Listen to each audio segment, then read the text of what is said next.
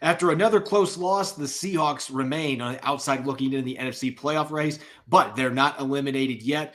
We're going to be discussing the piling up injuries for the Seahawks as they head into their Week 17 game against the Jets, plus some Monday musings looking back at Saturday's loss to the Chiefs in a jam-packed Monday episode of Locked On Seahawks. You are Locked On Seahawks, your daily Seattle Seahawks podcast. Part of the Locked On Podcast Network, your team every day.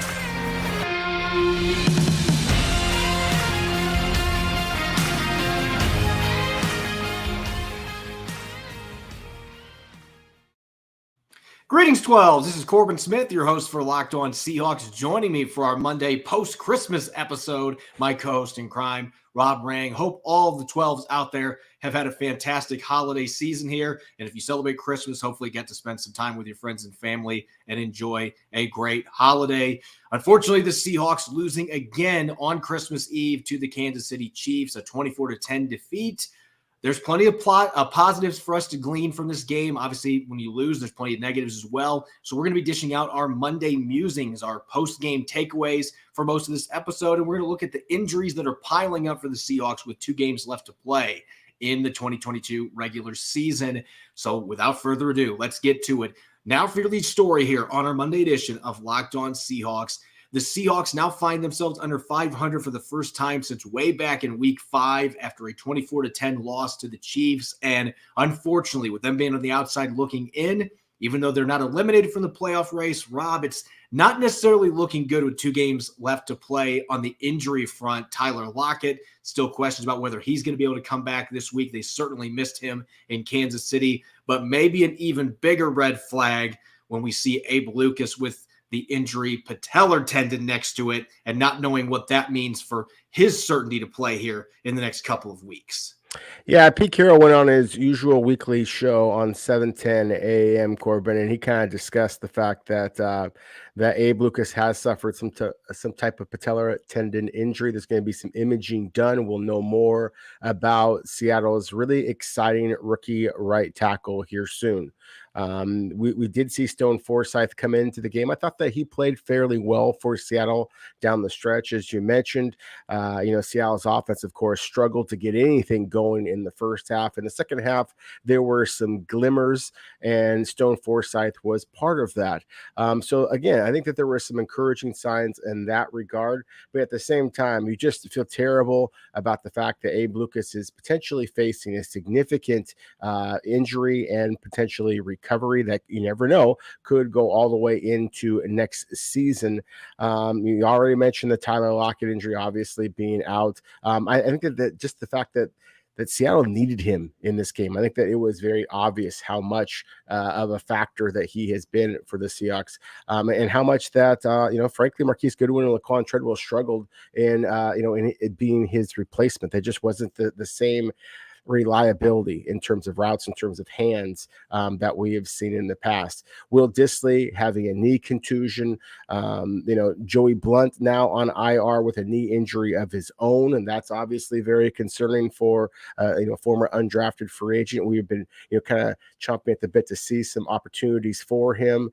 Al Woods and Ryan Neal, their injuries, they're still up in the air for this upcoming weekend's game, a must win, obviously, with the New York Jets coming into town.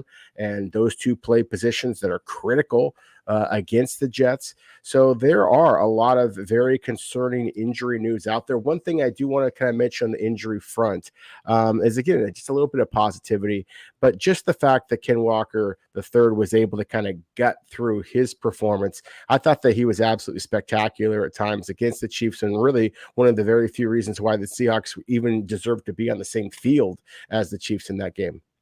Yeah, Walker had a fantastic finish in particular. First half really didn't have a fighting chance a lot of the time. In the second half, we'll talk about this more, I'm sure, but had some opportunities that they were able to create some creases for him, get him out in space towards the perimeter, and he was able to do quite a bit of damage in the second half. And I do think it's encouraging that after not practicing at all last week, he was able to tote the rock 26 times in this game. And so I think the Seahawks are going to be handling him. I mentioned this last week. They're going to be taking care of him the rest of the season. I wouldn't be shocked if he's very limited in practice this week leading up to their matchup with the Jets. just to make sure that he's fully ready to go. We see a lot of teams do this with their bell cow running back, especially with the other injuries that Seattle has had at that position in recent weeks as well. So that is good news. But I just, you listen to Pete Carroll when he answers questions about injuries, and I always try to look for key words. And I heard him still mention concern when it comes to Al Woods and Ryan Neal. And that obviously raises that red flag a little bit, in particular with Woods being an older player who's dealing with an Achilles injury that we were under the impression wasn't anything major. It was just an old injury that flared up, but it's not gotten better. And even though there's a chance he could play this weekend, it doesn't necessarily sound like they're sure that that's going to happen. Ryan Neal, maybe they're a little more clear with him. He just needed a week off with all the injuries he's been playing through, and they're hoping that rest he can come back and play this weekend. But there is so much uncertainty here with key players. Tyler Lockett was running around today when we were speaking with Pete Carroll in his press conference, but obviously we're not concerned about his running ability. He didn't have a lower body injury. It's can he catch the football? And they're not going to really know that until later this week. He's going to be begging to play, and he's going to be battling trainers on that. But we'll see if it actually happens. That would be a very quick turnaround. So you've got Lockett, you've got Woods, you've got Neal. I thought the two safeties that came in for Ryan Neal did some decent things. In particular, Jonathan Abram, I thought, made a couple really nice plays. They also got beat a couple of times, and so you could really see that they were missing Ryan Neal out there. So those are three players that are key. And if Will Dissly's banged up, if Abraham Lucas is banged up, and either one of those guys misses this next week, I mean, those are all significant starting caliber football players that you would be missing for a absolute must-win to keep your playoff hopes alive. And you're going to need some help now to get into the postseason. So it's not ideal, but almost every team is dealing with injuries this time of year. The Seahawks have overall had a fairly healthy season. Aside from Jamal Adams going down early in the year, Rashad Penny going down, they've generally been a healthier team than most, but it started to catch up with them a little bit late in the season with some key players on both sides of the ball getting banged up. And that certainly is not the storyline that you want going into the final 2 weeks of the season when you've lost 5 of your past 6 and you're barely hanging on to a playoff thread. Yeah, that's the thing, is that it does feel like Seattle has been relatively unscathed as far as injuries, and yet they still are stumbling as much as they are over the second half of the season. I think that there's a lot of clubs out there that once you start to see them lose a bunch of their superstars, then it's logical that they would kind of fall apart. That again, that's not been the case with Seattle. It's just been physically getting whipped along the line of scrimmage, both on the offensive and defensive sides of the football. And so to me, that's the most concerning thing, is that Seattle has kind of hit a wall. I think literally and figuratively a little bit here. And that's what they're going to have to try to get changed around over these next couple of weeks. And then if you get lucky enough to get into the playoffs, they're obviously going to have to be that much more physical if they're going to have any chance of success as the number 7 seed. And right now, unfortunately, they can't worry necessarily about whether somebody's going to be available for the wild card round. You got to get in first. So players are going to be putting everything on the line. Guys that are playing at 70, 75%.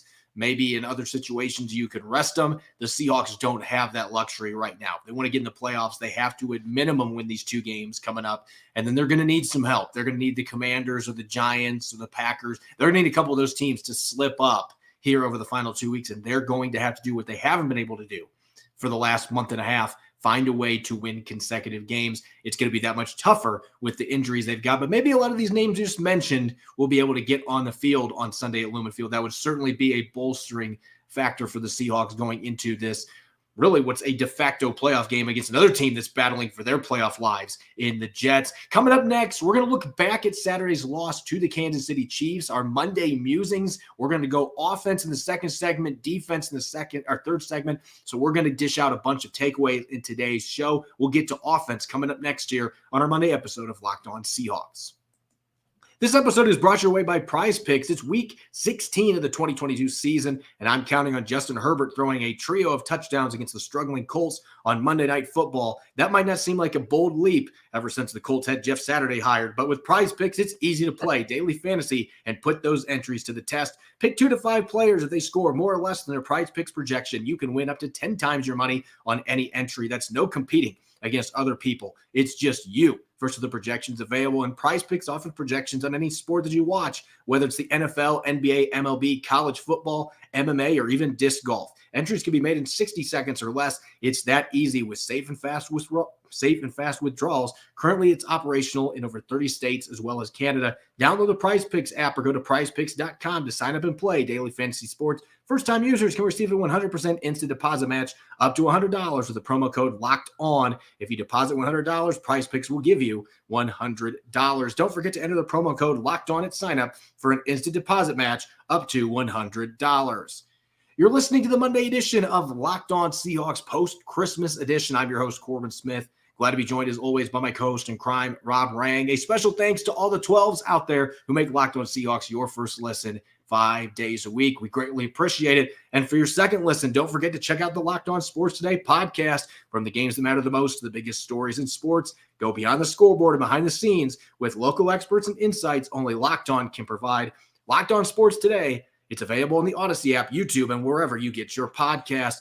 All right, Rob, it's time to talk about that unfortunate defeat at Arrowhead Stadium. The offense going in a deep freeze for the Seahawks, sub-zero temperatures with the wind chill, and the offense looked like it for most of this game. And yet they had almost 50 more yards of offense than the Chiefs in this football game, a lot of that coming in the second half. They were able to do some good things, but the bottom line is they can't seem to sustain drives and they can't finish them. And that has been a theme for the last 6 weeks, and that's why they're 1-5 in those contests.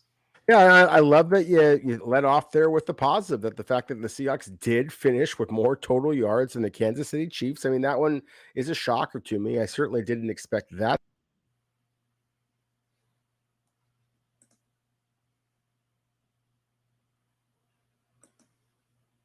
I thought this was varsity versus JV basically from the outset. I thought that Kansas City, again, just kind of dominated Seattle at the line of scrimmage. And again, this wasn't a surprise. We talked about this prior to the 49ers game, certainly prior to this Kansas City game, that Seattle is just a little bit overmatched along the line of scrimmage. What I was really concerned about is I really thought that there would be times where Damian Lewis might get the better of Chris Jones, basically Seattle's best against Kansas City's best. And maybe there were some draws, but there wasn't a lot of wins from Seattle against Chris Jones. I thought that George Karlaftis, the rookie, and this is going to be one of the themes I'm going to talk about here, that they made a lot of plays. A lot of Kansas City's rookies were the ones making the big plays, with the exception, again, being Ken Walker III. I thought that he was Seattle's best player. I think that in a lot of the games, it's been Geno Smith, hands down. I thought that Geno had a pretty solid game as well. DK Metcalf, too. But I thought that Ken Walker and the types of runs in which he had, to me, were really telling. So many of them were cutbacks. And that, to me, is saying, again, Seattle is getting whipped along the line of scrimmage, but the running back is so talented, has such great vision, has such great stop, start, and burst ability to him. That's what makes Seattle dynamic. And so, to me, that was the difference in the second half, is that Seattle committed to the running game almost to a fault. And then they basically just like, well, hey, we're just going to run the football now. And I just wish that they would have started off with that type of go get them mentality instead of basically having the same mindset that I thought that I had walking into that game, that you're already behind by 21 points. Can you just keep this game manageable, not get embarrassed on television? Yeah, the run game was certainly a positive, at least in the second half. As Pete Carroll mentioned today, it was actually from a question for me. The second half, they were able to finally get rid of the negative plays that were plaguing them really for the last 2 months on offense. And I guess that's my lead in here before I get to the positives with the run game, because there were some really good things that happened in the second half. The thing that is hurting this football team, and it's hurting the defense as well, this is one of those that's a domino effect. When you are not efficient on first and second down, the first thing it does, it puts you in really bad third downs consistently. I think I counted 7 times that they were 3rd and 10 or worse in this football game on Saturday. And then they had 18 plays that were non-sacks, non-penalties. So we're just talking straight up passes or runs here that weren't sacks. They had 18 plays. That was a season high where they got 0 or negative yards on first and second down. 18 plays, Rob. You can't win football games doing that unless you somehow on 3rd and 10 get a bunch of explosives, which the Seahawks did not do in this football game. And that is really difficult to do. When you get put in those 3rd and longs, it makes life so much easier for the defense. There's no mystery what you're going to do. You're going to be throwing the football, or if you're way back deep towards the end zone, you can wave the Mike Holmgren white flag and run a draw or a screen. And the Seahawks don't have a very big playbook. Nobody has a big playbook when you're in 3rd and 10. And this has been a problem really since that game in Munich. Going back to week 9, I wrote an article today about this. They are barely converting 30% of their 3rd down opportunities. They're 29th in the NFL since week 9. Before that game against the Buccaneers in Munich, they were number 5 in the NFL at over 45% on 3rd down. So that's a very stark difference. But really what has been the symptom there has been the 1st and 2nd down efficiency. Geno Smith still has a passer rating over 100, but it's 19 points lower than what it was. So he hasn't been as good. We know the run game up till this week in the second half has been really poor.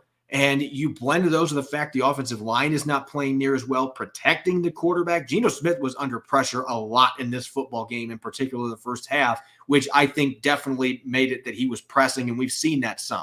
I just can't put a lot of this on number 7, especially when I rewatched the game. There were some really difficult plays where he was just trying to get the football out, and the offensive line wasn't creating those opportunities, tough 4th downs that they were trying to convert, and it all goes back to 1st and 2nd down. The offensive line in particular in the interior getting dominated.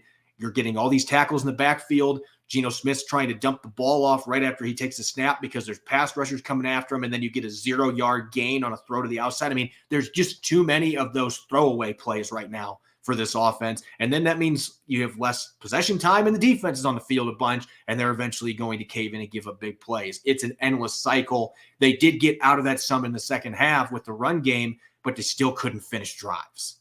Yeah, and I love that you took the time to count out that there were 18 plays of 0 or negative yardage. I mean, that just is mind-boggling. I mean, of course, you're not going to win, at least not consistently, when that is going to be the case. And you're a team that prides itself on reestablishing the line of scrimmage from a moving forward standpoint, and yet that has just not been the case. And so again, to me, that was basically the game in a nutshell. I think that it's very astute of you to kind of point out the fact that it's basically been since that Tampa Bay Buccaneers loss, and that's really where Seattle's running game, which had been so good with Ken Walker III, and of course previously with Rashad Penny, that it had been so dynamic. That was the biggest reason. That in turnovers on defense, turnovers created by Seattle's defense, I guess I should say, those to me were the Band-Aids that were kind of hiding the wounds that I think that we saw so clearly heading into the season, and then we're maybe a little bit fooled when Seattle started off the year so well. But I want to kind of get back to one of the points I tried making earlier, just the loss of Tyler Lockett and how significant it was. I just thought that it came down to times in this game, Corbin, where it basically was like, all right, throw the ball to DK and just hope for the best. And that obviously is not a recipe that's going to work very well. You can see some of the other teams that have dynamic wide receivers. If they just focus on their one dynamic receiver, like say the Las Vegas Raiders, Devontae Adams, that's not going to get you, the first seed in the playoffs. It's going to have you on the back end trying to sneak into the playoffs, so to speak. And so that to me is what it felt like, that we just didn't see a secondary target really step up. I was hoping it might be one of Seattle's tight ends. Obviously, Noah Fant got the touchdown. Kobe Parkinson made a couple of plays. We saw Treadwell and Goodwin make a couple of plays. But I was hoping to see somebody step up and be a little bit more dynamic than we saw. You saw the miscommunication with Treadwell and Goodwin in the corner of the end zone. Geno Smith throwing the ball high and wide and wound up getting one of them intercepted. Another one it was almost intercepted. Obviously the Treadwell getting tackled short of the line to gain on one of the 4th down plays. It was just, it looked like this was a team that obviously needs more time to gel, and Seattle simply doesn't have that time. And so it just showed how much of a crutch, frankly, I think that Tyler Lockett has been for Seattle's quarterbacks over the last several seasons, because he is as reliable as it gets. And when you get him the football, then he knows exactly where the sticks are. Yeah, that was really the thing that was noticeable to me, is that the receivers that were stepping up for him were not getting behind the sticks. And maybe it was just the play call, but I mean, Tyler Lockett just has that innate ability to be able to put himself behind the sticks and get just enough for the first down. And they really missed that in this game, going 2 for 14. And I just want to point that again. They were 2 for 14 in this game, 14% on third down. They were 1 and I believe it was 1 and 11 in the Buccaneers game, or 1 for 9. It was another really poor percentage, around 10%. They have had multiple games during this really rough patch where, in fact, all 5 losses, they've had less than 50% third down conversion rate. You just can't win games consistently when you're doing that. And it's put the defense in a bind a lot of the time. And we've talked so much about the defense struggling. We'll get to more of that here in a few minutes, but the offense has put them in positions, even in games where they've scored a lot of points. The Raiders game, they still were not very good on third down most of the game, and especially late. That ended up hurting them, and the defense gets put right back on the field, and they've spent so much time out there, and the time of possession skewed heavily to the other team. And that has just been, it's the recipe that Pete Carroll wants his team to do, and it's getting done to them consistently, week in, week out. And a lot of it just keeps going back to what I talked about earlier. If you're not doing well on first and second down consistently on offense, it truly does have a domino effect on everything else with your football team. They're not sustaining drives. They're not finishing them. And when they are getting deeper into territory, for Kansas City, for example, they had the ball at the 34 closer 3 different times in the second half and got no points to show for it. You just can't have that happen. You have got to find a way to get at least 3 points on every single one of those drives. And we might be having a much different discussion. I think this was the opposite of the 49ers game, where it was an 8-point game, but it didn't feel that close. This is one that they lost by 14, but it felt like it was within reach for most of the game, in large part because of what the defense was doing, the fact that they got the run game going in the second half under center. Thank you, Shane Waldron, getting the under center run game going. All 4 of their longest runs in the second half, all under center. So good to see them getting back to that. It was a positive development. There was just a lot going for them that made it seem like they could win this game, and yet you just can't finish drives on the offensive side of the football. And that continues to be the theme because there's too many bad third down situations. They're not converting third downs as a result. They're not sustaining drives.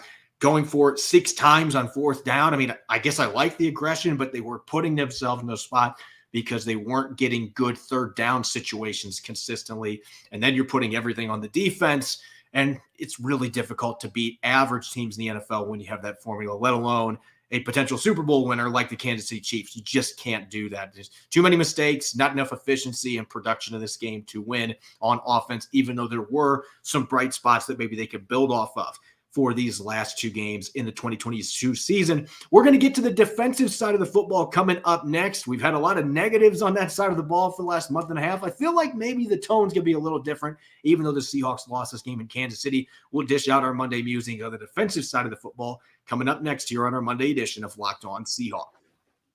Did you know that driving high is considered driving under the influence? That's right. Driving under the influence of marijuana is against the law in every state, even in states where marijuana is legal. That means driving high could get you a DUI. And if you think law enforcement officers can't tell when you're driving high, you're wrong. Your friends can tell, your coworkers can tell, even your parents can tell. Everyone can tell. So what makes you think law enforcement officers don't know when you're driving high? Driving under the influence of marijuana can slow your response time and change how you perceive time and speed. So even if you think you're fine to drive when you're high, you're not, because the bottom line is if you feel different, you drive different, and driving high is driving under the influence. So remember, drive high, get a DUI, paid for by the NHTSA.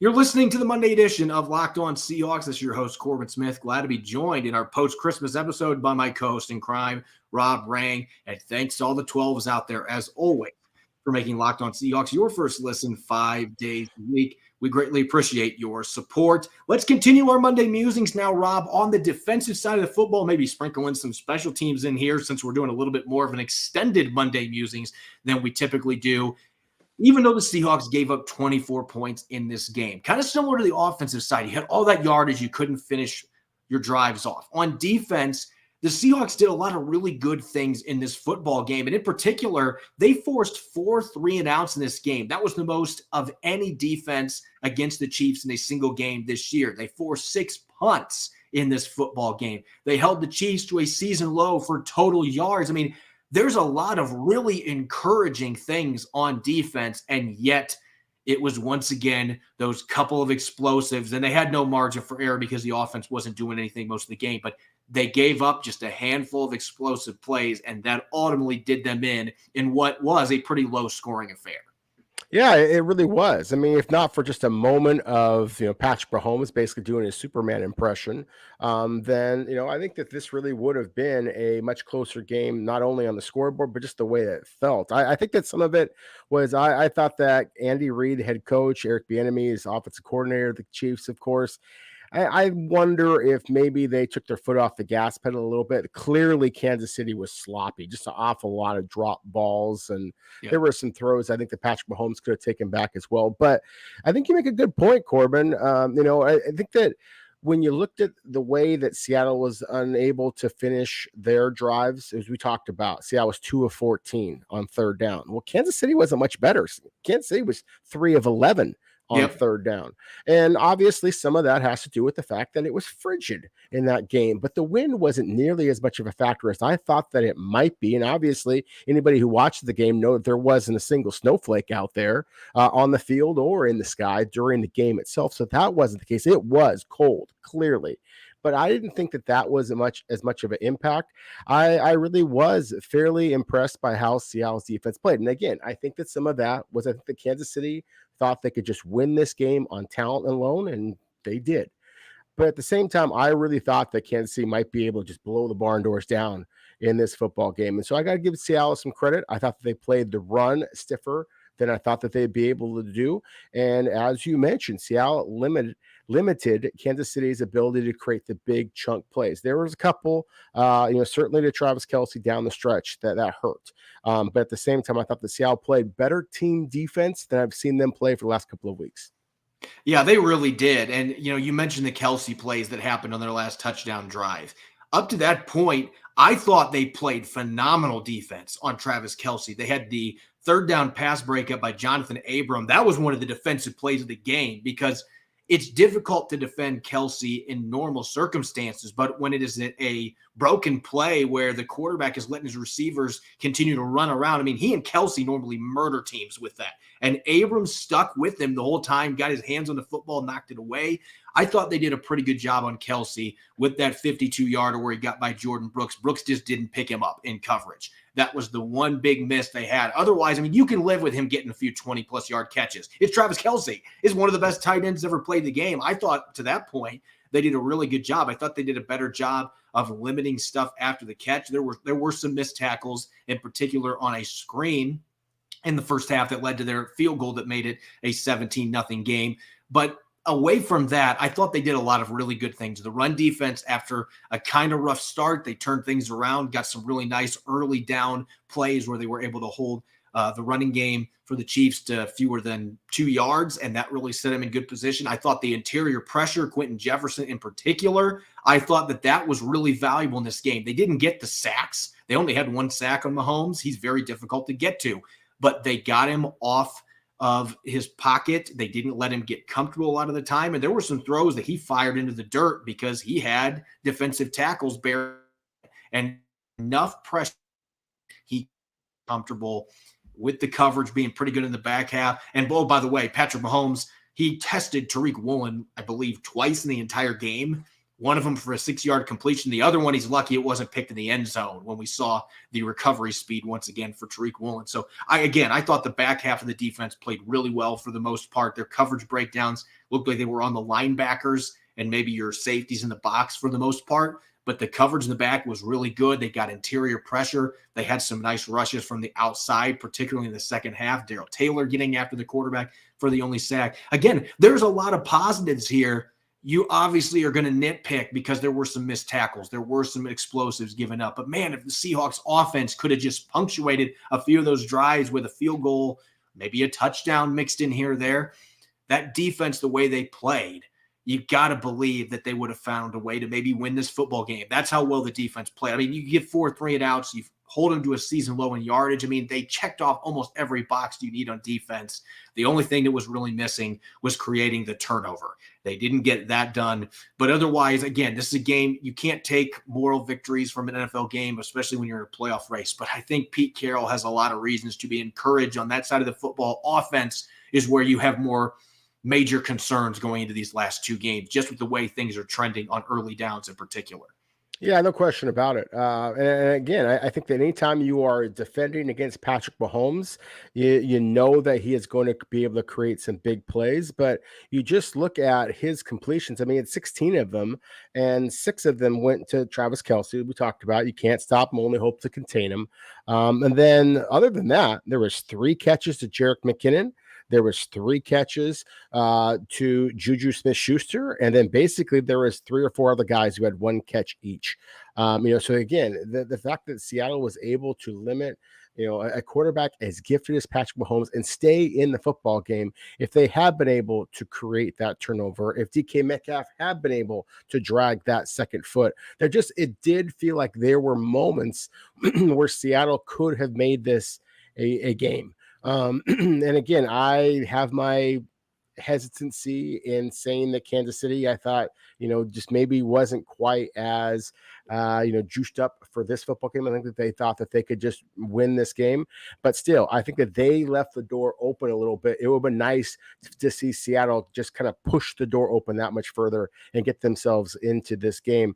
You mentioned the fact that we don't get a chance very often to tout special teams. I thought special teams again played a solid game, and Godwin Igwebuike again, and the kick returner. You're talking about it's difficult to find those bright spots in a game as disappointing as this one was. But Igwebuike as a kick returner, I think, has definitely been a key pickup for Seattle, and again should just give John Schneider and the rest of Seattle scouts that much more willingness to be free to go out in there and try and find the best players they possibly can, because obviously there's only 2 weeks to go, but you're still got to compete until the very last whistle. Yeah, and Igwebuike, he did have one big mistake muffing a kickoff, and ironically, that was one of the drives the Seahawks actually went down and scored. They got that field goal to end the first half, but he had another return that he got past midfield, and then they were stuffed on 4th down a few plays later. It seems like they're getting at least one really nice return from him every game, and that's why he was picked to promote from the practice squad for good, with Joey Blount going on injured reserve today. So we will get to see Igwebuike here these last couple of games, because of what he's done on kickoff return, maybe setting himself up to be the guy next year for the Seahawks, and that would be a cheap alternative, a guy that's really explosive. And, oh, by the way, if you have a bunch of injuries at safety, he can play safety for you in a pinch after starting in that position at Northwestern. So glad you're giving him kudos. As I mentioned on the show in our postcast the other day as well, going back, I just continue to be amazed by Michael Dixon, because those were not good conditions to punt the football when it's that cold. You are punting a boulder, and yet he was kicking bombs in that weather. And really, he was getting a lot of these punts deep in Seattle's territory. The Chiefs were going to have good field position to begin with, but he was still knocking them back past midfield enough that the Seahawks were able to get a few stops there. Whereas if it would have been on the other side of the 50, probably getting at least 3 points. So I do think that Michael Dixon was a difference maker in this one, more than we've seen him in any game up to this point, especially considering the elements. So special teams continues to be an area of strength for the Seahawks team, even as they stumble in the win-loss column. As always, you can follow me on Twitter at Corbin Smith NFL. You can follow Rob at Rob Rang. Make sure to check out Locked On Seahawks on YouTube. We're also on Apple Podcasts, Google Podcasts, and Spotify, a bunch of other major platforms as well. Subscribe for free to the platform of your choice. Coming up tomorrow, we'll be back with Tell the Truth Tuesday, dishing out some hot takes coming out of this game. And, of course, shifting our focus to Mike White, now back healthy for the New York Jets in a must-win home game in Week 17. Hope you'll be joining us. Enjoy the rest of your Monday. Go Hawks.